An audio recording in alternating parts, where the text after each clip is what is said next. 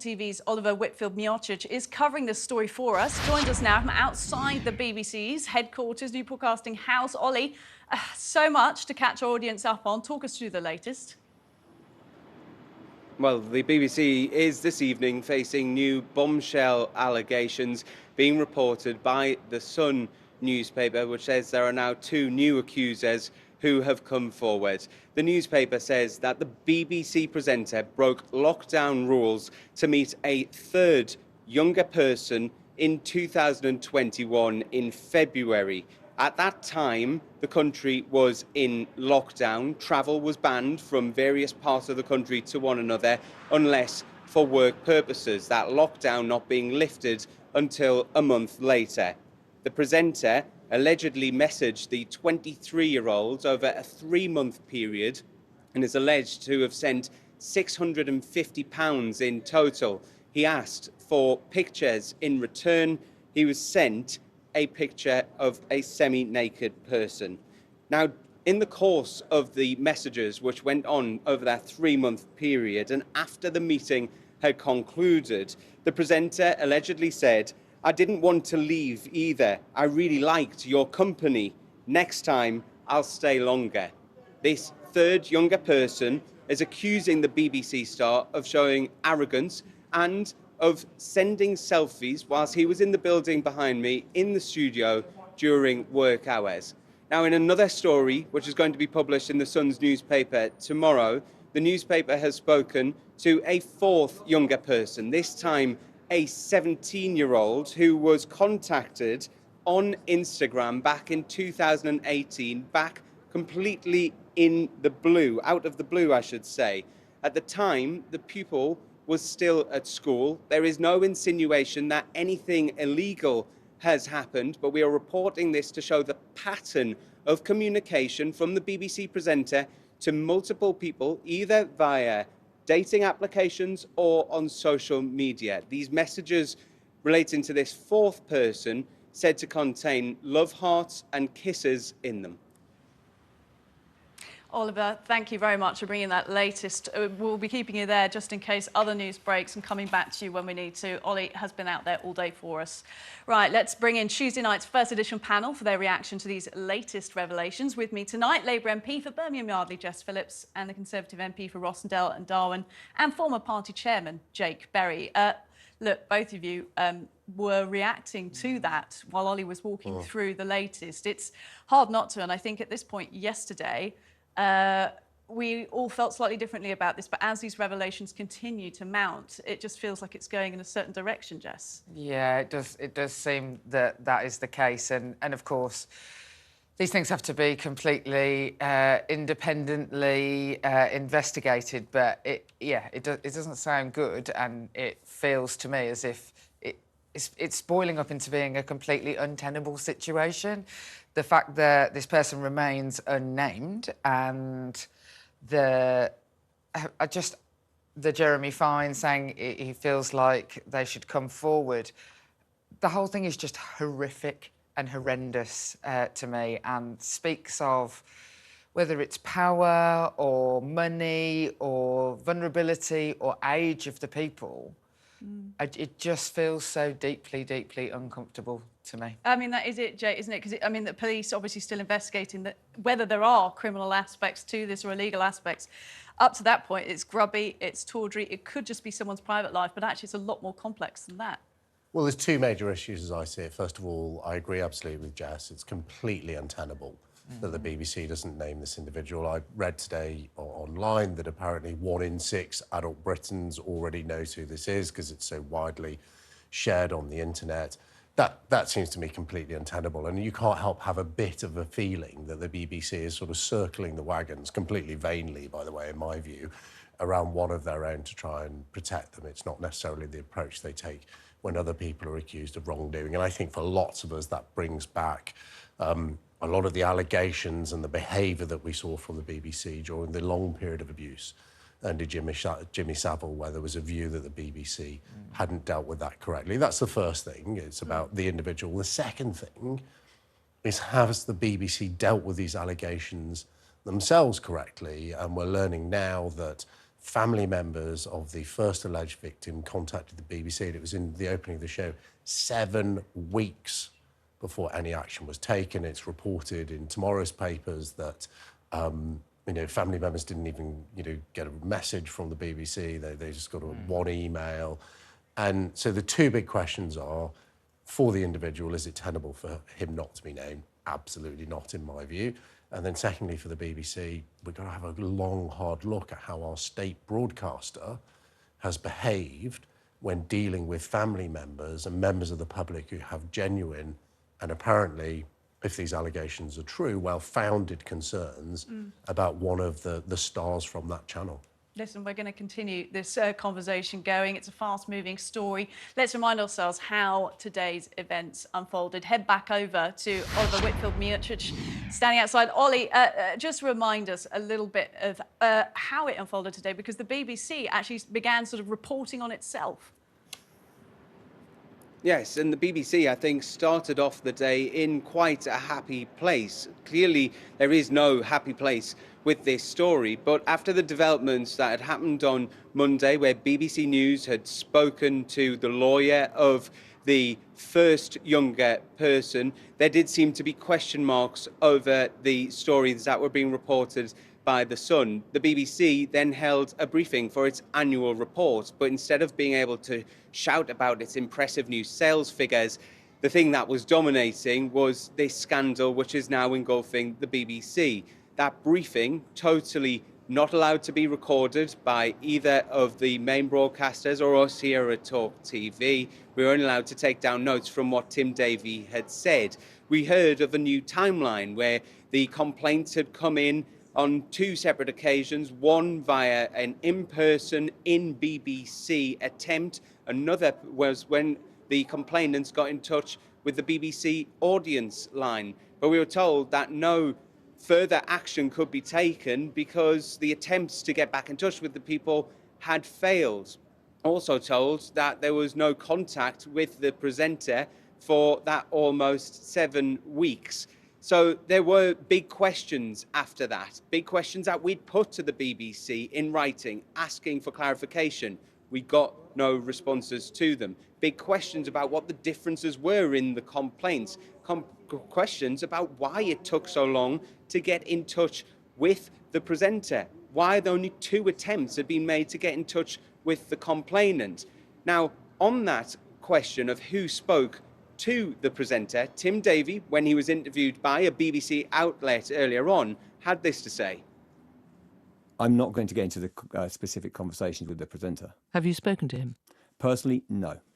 He's been spoken to by a senior manager. Has he offered to resign?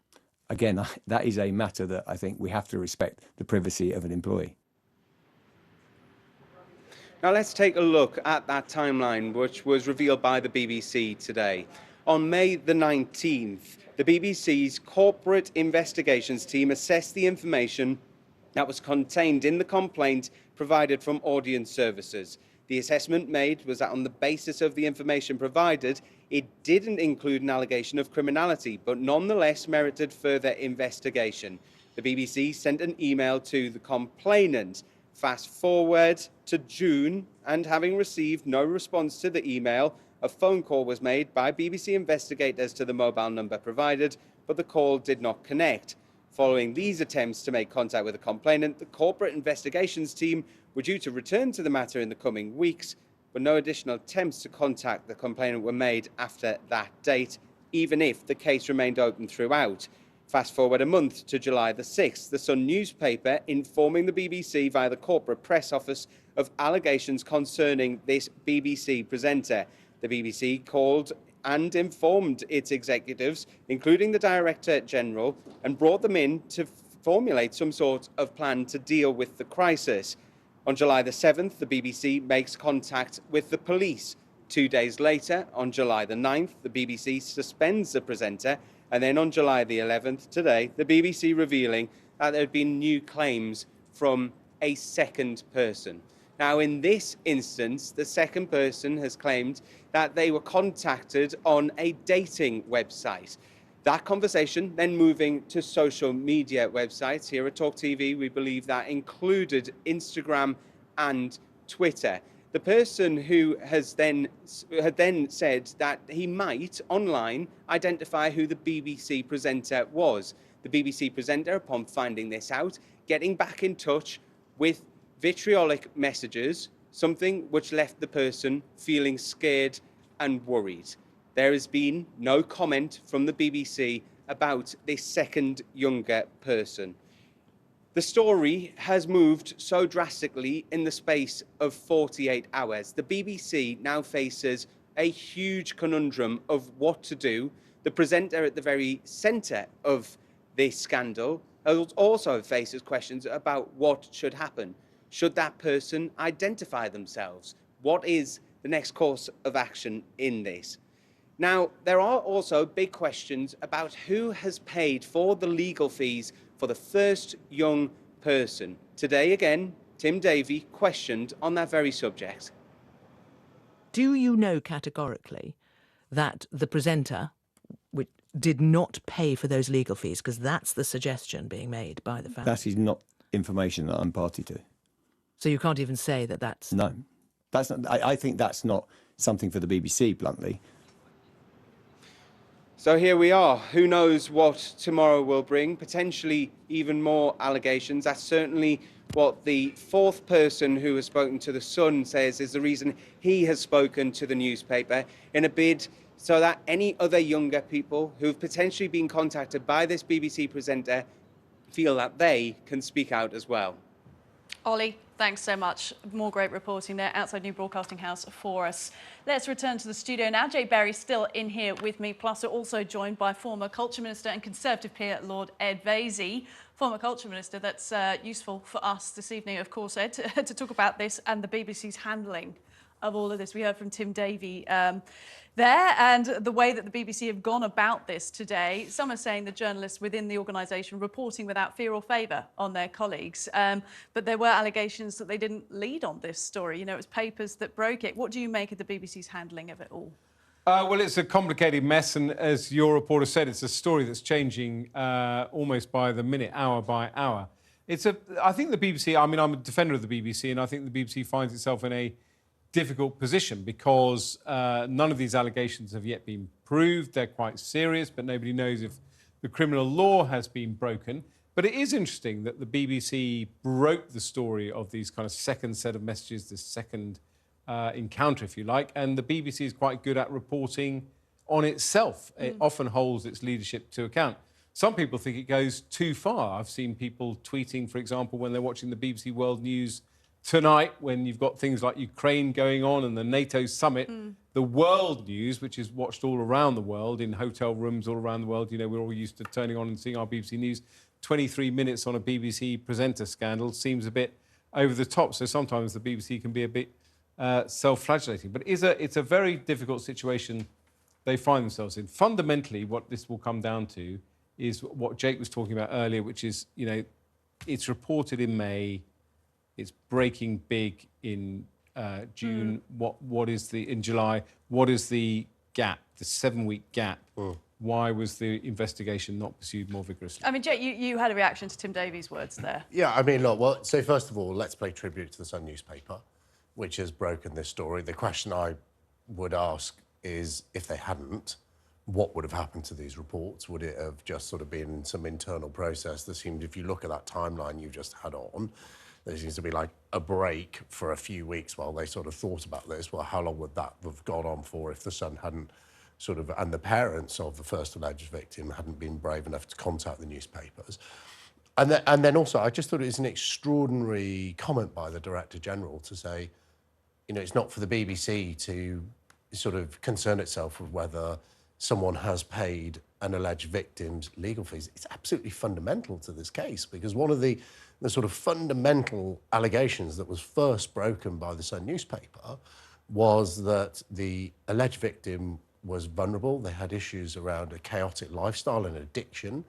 And then they're particularly vulnerable to sort of powerful individuals who get power over them if the reports are true. Obviously, nothing is yet proven. And I would have thought the Director General of the BBC would understand that that is an absolutely fundamental point. to their investigation about whether this may not be illegal, but exploitative. And the fact that he just sort of dismisses it, I think, I find that very, very concerning about their attitude. And look, whether, again, the Met Police still investigating whether it was officially criminal activity involved here. Obviously, the ages of the people involved are being investigated, etc. But the sort of the tawdry, grubby end of it, the private life thing, it begs this question: how much broadcasters, presenters, people in the public eye, politicians, as you both are, have been, etc., continue to be peers, are allowed to go about and have a private life, the right to privacy, but you do make a sort of Faustian pact when you become a broadcaster and you sign contracts, I have with many different broadcasting networks, that you represent the organisation online, in social media, and when you're out and about as well. And yes, it does impact your private life, but that's sort of part of the deal, right, Ed? Yeah, it is part of the deal. I mean, I think everyone is entitled, obviously, to a private life. The reason that this is broken as a story, and Jake is quite right, I think, to say that the Sun has broken this story. And if they, that is the good counterfactual, the kind of what if the Sun had not broken the story and the BBC had carried on with this, well, we tried to investigate it, but the parents wouldn't call back, would we be in the position here? And there will be lessons to be learned from the BBC, just as there was for ITV with the Philip Schofield issue. But people are entitled to a private life, and the law says you're entitled to a private life. The key here, and the reason there's a public interest element, is it's always about people in positions of power, people who are significantly older than the people, whether you call them victims or people who are being exploited or vulnerable, who are engaged on the other side of this relationship. That's why there is an element of a public interest in this. With Philip Schofield, for example, it was a kind of workplace issue. Did he exploit his power? I'm not going to comment in detail on it, but that was the argument. Did he exploit his power with a younger member of his team? And here it's whether an older man is using his power to exploit others. But it's not just that, because actually the other thing that's been reported about this evening is the alleged breach of lockdown. And for people working in the BBC, that organisation was fundamental actually to passing on the messages from the government saying, look, we all have to abide by law, we're going to play our part, stay home, keep people safe.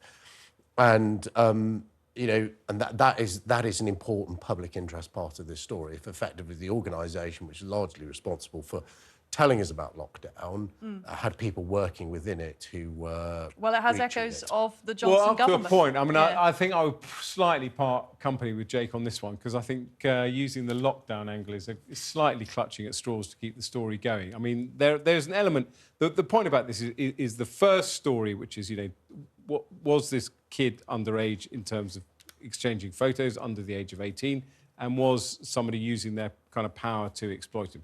That has led to kind of further allegations from other people. Lockdown. I mean, I can't now remember what. Sorry, I can't remember. sorry, Hold on, let me just finish my point. Yeah, I can't remember the points that Jake made when Boris was being about to say hammered on lockdown. I defended Boris over Partygate, and that's why I'm happy to defend.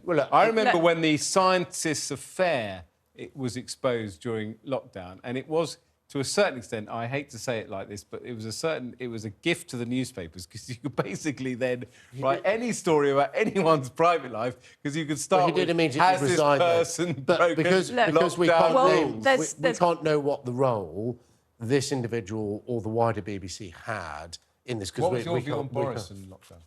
Look, my view on Boris and lockdown is he absolutely made some mistakes, but it's ridiculous as a nation that we've fired our Prime Minister because he had a slice of birthday cake. But I think we're slightly off topic. We got the view. We are off topic. We're going to continue this story. He always does this when he comes on. We're not burying the lead on Johnson.